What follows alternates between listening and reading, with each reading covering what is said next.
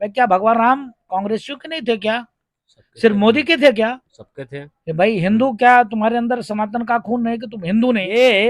ये रावण के खानदान जो एक तरफ तो बताते हैं तिलक लगाते हैं खूब पूजा करते हैं, लेकिन रामद्रोही, राष्ट्रद्रोही, सनातन द्रोही, भाजपा का विरोध करते करते राम का विरोध करने लग जाते हैं। जो सनातन के ऊपर उंगली उठाए उसकी उंगली काट दो, जो सनातन को मिटाने की बात करे, जो कोरोना डेंगू मलेरिया से तुलना करे उसका जीव काट दो, जो यह कहे कि रामचरित मानस फाड़ना चाहिए, जलाना चाहिए, उसका सर काट दो। पूरा अयोध्या अभी भी ऐसा लगता है कि छावनी में तब्दील हो गया। हर चप्पे चप्पे पर पुलिस तैनात है। किससे डर है? राम जन्मभूमि में कई बार अटैक हुआ। अटैक करने वाला कौन? इस्लामिक आतंकवादी, इस्लाम के मानने वाले। तो देश में मुसलमानों से सनातन की मठ मंदिरों का खतरा है। तो हनुमानगढ़ी के महंत श्री राजू दास जी मेरे साथ मौजूद हैं। यूँ तो अयोध्या में और उत्तर प्रदेश में बहुत सारे मुद्दे हैं। सबसे बड़ा मुद्दा अभी जो चल रहा है राम मंदिर को लेकर के, और राम मंदिर का मुद्दा था वो इस सरकार ने बड़ी जद्दोजहद करते हुए इसको समाधान कर दिया है। सबसे पहले ये एक सवाल लेना चाहेंगे, राम मंदिर की तारीख दे दी है महाराज जी, कितनी खुशी है पूरा अयोध्या में? पहले तो मैं पूरे देश और दुनिया में रहने वाले सभी राम भक्तों के लिए मंगल कामना करता हूँ। सभी सनातनियों को धन्यवाद देता हूँ, सभी राम भक्तों को आभार व्यक्त करता हूँ। अयोध्या में भव्य दिव्य राम जन्मभूमि मंदिर निर्माण कार्य चल रहा है और मुझको लगता है कि वो निर्माण कार्य विगत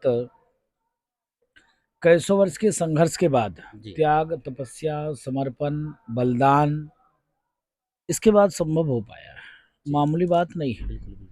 खुशी की बात, आपने अयोध्या की बात किया है। अयोध्या ही नहीं, पूरे विश्व में रहने वाले सभी राम भक्तों के अंदर खुशी की लहर है। अगर आप हिंदू हैं तो आपको भी अपार उत्साह हो रहा होगा कि चलो इतने दिनों के बाद अयोध्या में भव्य दिव्य राम जन्मभूमि मंदिर निर्माण कार्य चल रहा है। भूतो न भविष्यति, ऐसा संभव नहीं था। लोग बीजेपी पे उंगली उठाते थे कि रामलला हम आएंगे, मंदिर यहीं बनाएंगे, तारीख कभी नहीं बताएंगे। सदन में ये ऐलान करते थे। तो हमने कहा दिया रामलला हम आएंगे, मंदिर भव्य बनाएंगे, तारीख भी 22 जनवरी बता दिया।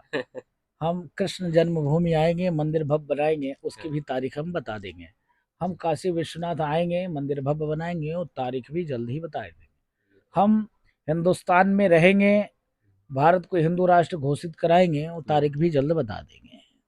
तो ये भी कार्य हम करेंगे। अपार उत्साह है। भगवान राम सबके हैं, सभी दल के हैं, सभी पार्टी के हैं, सभी संप्रदाय के हैं, सभी मत मतांतर के मानने वाले को, हिंदुस्तान के रहने वाला हर व्यक्ति के पार ब्रह्म परमात्मा भगवान श्री राम आराध्य है। जब संविधान की मूल प्रति में राम दरबार छपा हुआ हो, जब बाबा साहब भीमराव अंबेडकर भी राम राज की परिकल्पना किया हो, जब राष्ट्रपिता महात्मा गांधी हे राम कहते हुए अपने प्राणों की आहुति देते हैं और राम राज की परिकल्पना करते हैं, तो आप आस्था और विश्वास रखिए कि हिंदुस्तान ही नहीं अपितु दुनिया के कोने कोने में रहने वाले सभी राम भक्तों के लिए भगवान राम आराध्य हैं, इष्ट हैं। जहाँ कण कण में जिनकी व्यापकता हो, हर जन में उनके प्रति भाव हो, निष्ठा हो, समर्पण हो, त्याग हो, एक आत्मविश्वास हो परमात्मा के प्रति। अगर व्यक्ति रामचरितमानस का अध्ययन एक दोहा नित्य प्रतिदिन करे तो मैं समझता हूं उनके घर का कलेश, ईर्षा, द्वेष, भाई के भाई से विवाद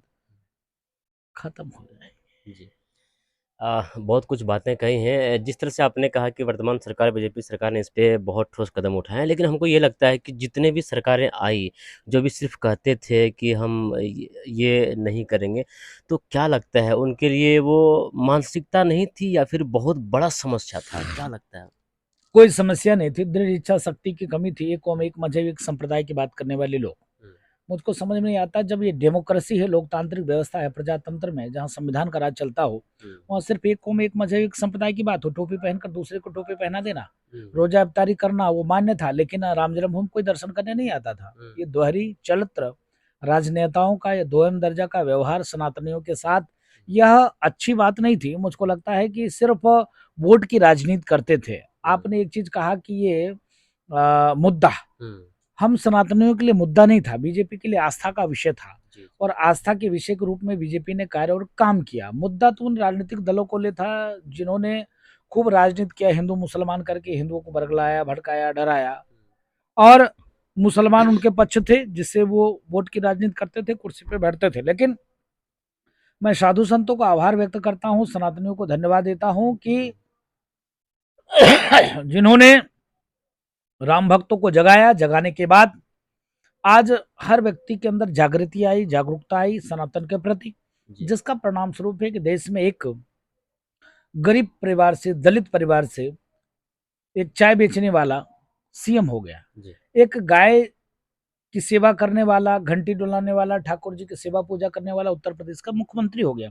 ये परिवर्तन आसानी से नहीं आया, साधु संतों के अलग से मठ मंदिरों से, हुंकार से, राम भक्तों के अंदर जब जागृति आई, उसका परिणाम स्वरूप है कि ये हो पाया। नहीं तो लोग मजा लेते थे, आनंद लेते थे, करे डर के मार से लोग दर्शन करने नहीं आते थे। आप समझो कि राम जन्मभूमि के विरोध में इतने वर्षों तक भगवान को टेंट में रखना जी, और उसके बाद आप समझो कि जब डे टू डे सुनवाई की हम लोग मांग कर रहे थे, तो मांग में भी अर्चन करना, और उसके बाद डे टू डे जब सुनवाई हुई, जब फैसला आया, तो उसके राम जन्मभूमि के विरोध में 16-16, 17-17 वकील खड़े कर देना। कांग्रेसियों को देखिए, कांग्रेसी मानसिकता देखिए, 16-16, 17-17 राम जन्मभूमि मंदिर के विरोध में वकील खड़े करना। इसके बाद उससे भी नहीं हुआ, जब आदेश आ गया तब फिर उन्होंने कहा कि अभी मुहूर्त नहीं है। नहीं, उसके पहले उन्होंने कहा कि अभी चुनाव आने वाला है, और इसके नाते अभी फैसला ना दिया जाए, इससे फायदा मोदी को मिलेगा। बताओ, गजब बात है। मोदी को फायदा? अरे भाई, मोदी ने नाम लिया तो मोदी फायदा लेगा ही लेगा। तुम क्यों नहीं काम किए? मैं क्या भगवान राम कांग्रेसियों के नहीं थे क्या? सिर्फ मोदी के थे क्या? सबके थे। भाई हिंदू क्या तुम्हारे अंदर सनातन का खून नहीं कि तुम हिंदू नहीं, तुम हिंदुस्तान में रहते नहीं, कि भगवान राम से तुमको प्यार नहीं, स्नेह नहीं, आत्म लगाव नहीं, कि तुम बताओ मोदी का? तो फिर राष्ट्रपति के पास सारे विपक्षी गए थे, राष्ट्रपति ने मना कर दिया। उससे भी नहीं हुआ, तीन लोगों ने जगत गुरु उस समय में स्वरूपानंद जी महाराज थे स्वर्गीय, उनके पास गए कि आप महाराज जी कह दीजिए कि मुहूर्त नहीं है। वो भी फेल हो गया। उससे भी हुआ तो ये हुआ कि कोरोना चल रहा है, मोदी इतना भीड़ करेगा ठीक नहीं है, तो मोदी जी ने स्वच्छम कार्यक्रम किया भूमि पूजन में। उससे भी नहीं हुआ, नहीं रोक पाए राम जन्मभूमि को, तो फिर आ गए यहाँ पे क्या, तो कोरोना चल रहा है, लोग मर जाएंगे, उसमें भी कम किया गया। उससे भी नहीं हुआ तो अब क्या कहते हैं, देखिए गिरगिट जैसे कि ये कालनेमी, ये रावण के खानदान, जो एक तरफ तो बताते हैं तिलक लगाते हैं, खूब पूजा करते हैं, लेकिन रामद्रोही, राष्ट्रद्रोही, सनातन द्रोही, भाजपा का विरोध करते करते राम का विरोध करने लग जाते हैं, संघ का विरोध करते करते माँ भारती का विरोध करने लग जाते हैं, बीजेपी का नेताओं का विरोध करते करते साधु संतों को बोको हराम, आईएसआई और तालिबान से जोड़ने लग जाते हैं। कितने दुर्भाग्य की बात है। इन नेताओं से सावधान होने की जरूरत है। और अयोध्या में भव्य दिव्य नव राम जन्मभूमि मंदिर निर्माण कार्य संपन्न होने की ओर है। तारीख भी आ गया 22 जनवरी को दिन में 11:30 से लेकर 12 के बीच में देश के यशस्वी प्रधानमंत्री के नेतृत्व में, देश के साधु संतों के सानिध्य में, धर्माचार्यों की मौजूदगी में वहां पे प्राण प्रतिष्ठा महोत्सव होने वाला है। देश और दुनिया के सनातनी प्रफुल्लित हैं, उत्साहित हैं, आनंद पूर्वक हैं। जिस प्रकार से हम लोगों ने बाबरी ढांचे को ध्वस्त करके अयोध्या में भव्य दिव्य राम जन्मभूमि मंदिर निर्माण कार्य कराए, उसी प्रकार से ज्ञानवापी की जो ज्ञानवापी में जो शिवलिंग की प्राप्ति हुई है, वहां पर भी मंदिर निर्माण करेंगे। और जो आराध्य हमारे हैं पारब्रह्म परमात्मा भगवान श्री कृष्ण, जिनको कैद खाने में लोगों ने रखा है, जिस पर शाही मस्जिद का आकार दे दिया है, उस मस्जिद को ध्वस्त करके वहां पर भी मंदिर बनाएंगे। डंके की चोट पे कहते हैं, अभी भी जो सनातनी नहीं जगे हैं वो जग जाइए, इनको मुंह तोड़ जवाब दीजिए। कालनेमी के रूप धारण करने वाले लोगों को, गिरगिट जैसे रंग बदलने वाले लोगों को। और हम हिंदुस्तान में रहते हैं, यह सनातन का देश है, सनातनियों का देश है। भारत हिंदू राष्ट्र था, हिंदू राष्ट्र है, हिंदू राष्ट्र रहेगा। हिंदू राष्ट्र का मतलब सर्वे भवन्तु सुखिनः, सर्वे सन्तु निरामया, विश्व बंधुत्व के साथ कार्य करना, काम करना।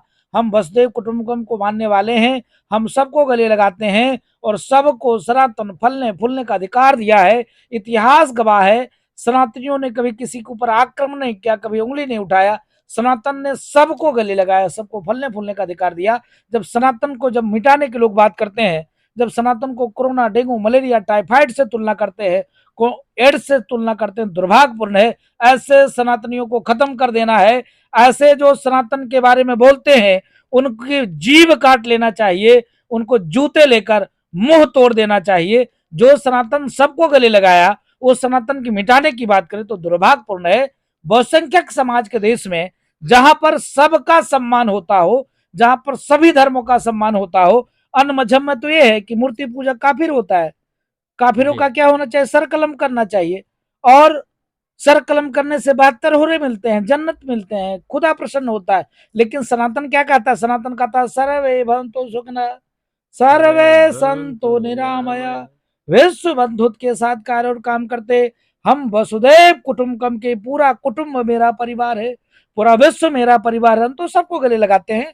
प्यारे मित्रों, प्यारे भाइयों, भाई के इस चैनल के माध्यम से जहां तक हमारी आवाज जाए, उनसे अपील है, प्रार्थना है, विनम्र अपील है, आप सनातनी हो, आपका विशाल हृदय है, तो अपना विशाल हृदय को दिखाते हुए, और जो सनातन के ऊपर उंगली उठाए उसकी उंगली काट दो। जो सनातन को मिटाने की बात करे, जो कोरोना डेंगू मलेरिया से तुलना करे, उसका जीव काट दो। जो यह कहे कि रामचरित मानस फाड़ना चाहिए, जलाना चाहिए, उसका सर काट दो। क्यों मैं कह रहा हूं? हम संविधान को मानते, फिर भी संवैधानिक रूप से मैं इनका जवाब दूंगा। आप बताओ, हमारे सभी देवी देवताओं के पास इतने शक्ति होने के बावजूद भी त्रिशूल, चक्र, गदा, तीर धनुष क्यों था? इसलिए था कि रावण जैसे पापियों का संहार करना पड़ता है, क्योंकि पापी भी प्रभावशाली होता है, बलशाली होता है। तो इनका किस प्रकार संहार किया जाए, वो अपने देवी देवताओं से सीखो। बहुत बहुत साधुवाद। आप अयोध्या आए, भव दीप दीपोत्सव का कार्यक्रम किया, हर वर्ष अपने ही रिकॉर्ड को ध्वस्त किया, और विश्व के कीर्तिमान स्थापित करने के लिए 40 देशों के उन दूतों को बुलाकर यहाँ दीपोत्सव का कार्यक्रम किया। आने वाले दिनों में आप लोग देखेंगे, दुनिया देखेगी, भवदीप राम जन्मभूमि मंदिर निर्माण कार्य संपन्न होने की ओर है, और प्राण प्रतिष्ठा महोत्सव।